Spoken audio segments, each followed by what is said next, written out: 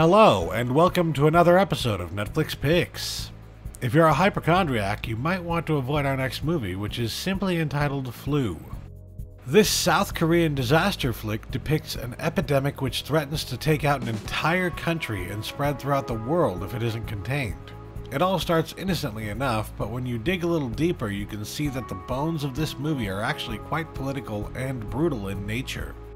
If you're used to seeing the Roland Emmerich disaster fest that we typically see in the United States, then this will seem fairly familiar in a lot of ways, although it's probably a lot more horrific than anything you've seen on American screens lately. The story starts out with an EMT that rescues a mother from an accident, prompting some humorous moments between the two.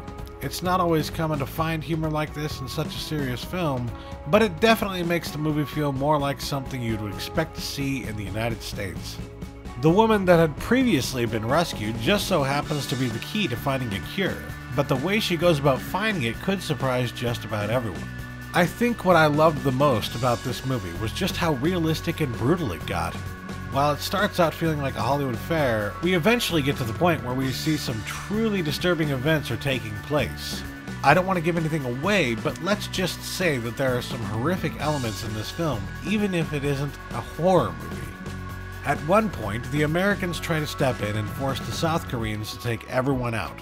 Of course, if they do this, the cure for the disease might never be found, so the South Korean leaders have some serious decisions to make.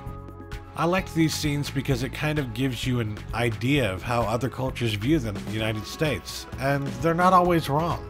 If you think you know exactly what is going to happen in a movie called Flu, you might actually be surprised to see just how far they're willing to go with this story. There are some truly disturbing moments in this movie that would make even Roland Emmerich sick to his stomach. If you enjoy a good disaster flick and you don't mind reading subtitles, check out Flu on Netflix today. Thanks for watching, and stay tuned next week for another Netflix Picks.